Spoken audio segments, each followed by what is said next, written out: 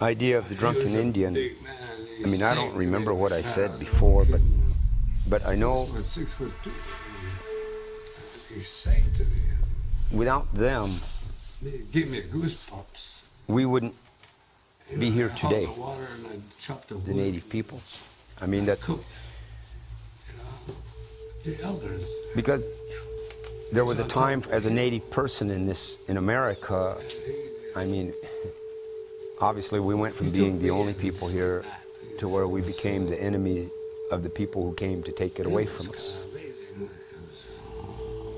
And you know, and this is what genocide, manifest destiny was all about. So we had that experience. And then by the 1900s, by the beginning of the 1900s, pretty much we had all been confined and contained into reservations or whatever, and then taken off into the educational religious systems as children, taken away. And as that was happening, taking the children away, and this was not an aberration. Taking the children of the native people was the standard. So, and feeding them off into the religious educational systems. So basically, they were telling the native people that we couldn't be who we were anymore. Indian. We couldn't be Indians. We needed to be white. What's the name of it? I pray for him every time. What's the name of the song? It's called. And I think that so here we were, historically speaking, in a situation where we couldn't be who we were, and we didn't want to be, right? Who our oppressor wanted us to be.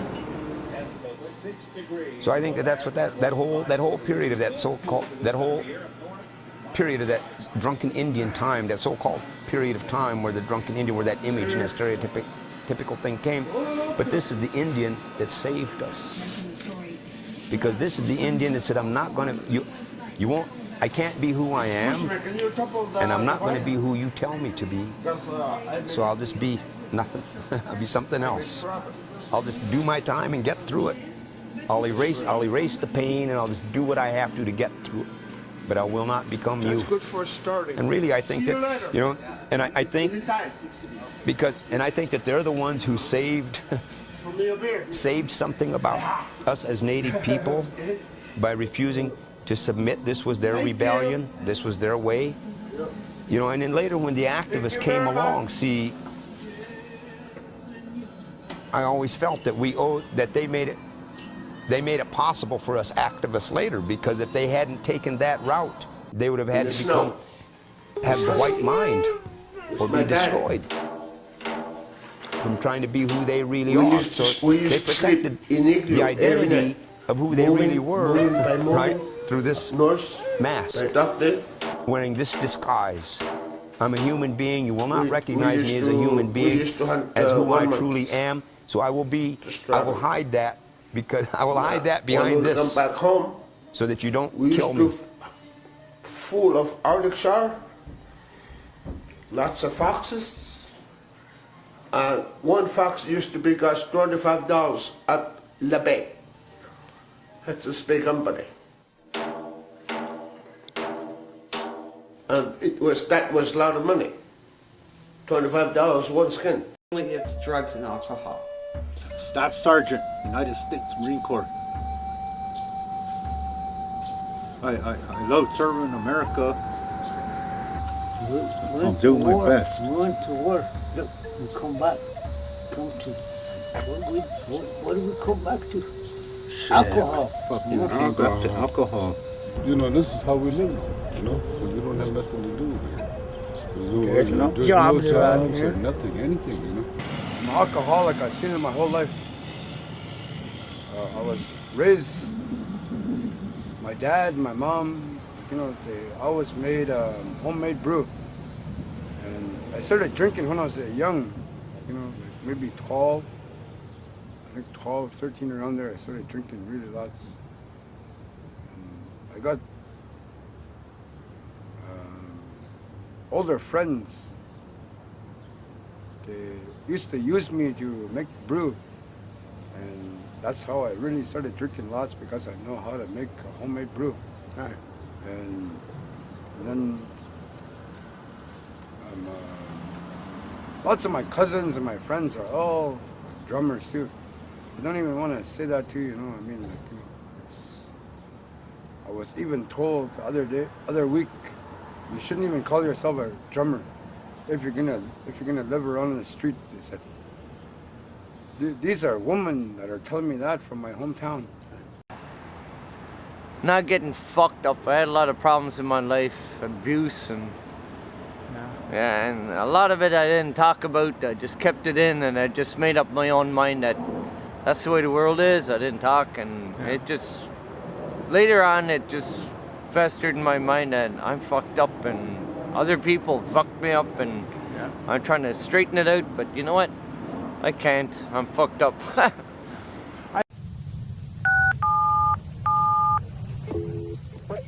Emergency.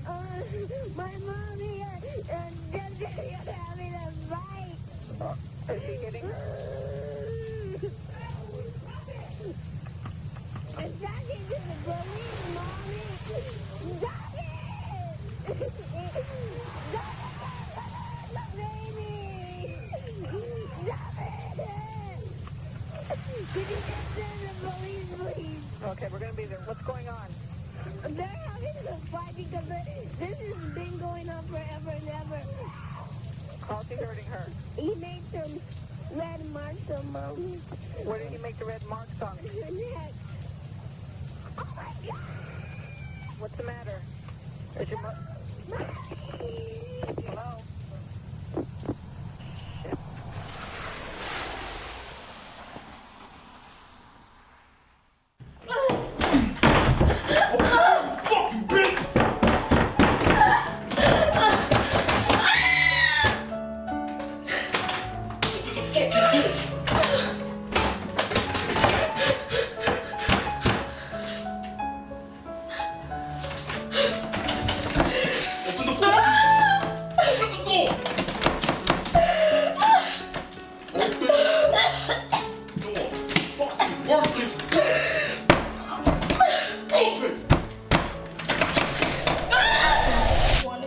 Wake up from my bed.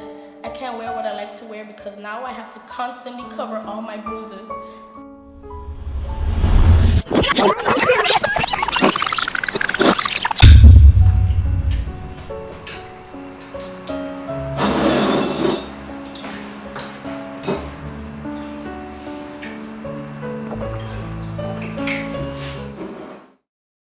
First time in his life, Joe revealed he had been raped by a stranger as a little boy and beaten by a father who ruled with an iron fist.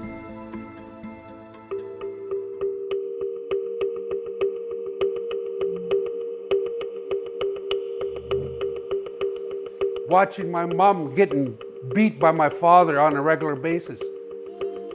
Seeing my 8-year-old sister in bed with my father, naked, when I was about 14. Watching my dad almost kill my 8-year-old sister when she was 4 years old. Choking her, swinging her around until she pooped herself. She almost died. That's trauma. You know, all the negativity was started to build on me and stuff like that, and it got worse where my dad he hit me a few times, and I took it very hard. I soiled myself when he hit me. I was that scared. I never saw the same woman ever at my house with my dad more than 3 times. So that other learned behavior, I learned to use and abuse women. I grew up with violence in my neighborhood and school and just the way things were growing up on the res. Watched my stepfather, beat the shit out of me, beat my mother up, beat everybody else up. All the older guys womanizing and, you know, sneaking into beds and fooling around with each other's wives and stuff like that. I didn't think 2 things of it. I witnessed my first murder at the age of 4, and I was first sexually abused at the age of 5. Growing up, that seemed to be the norm.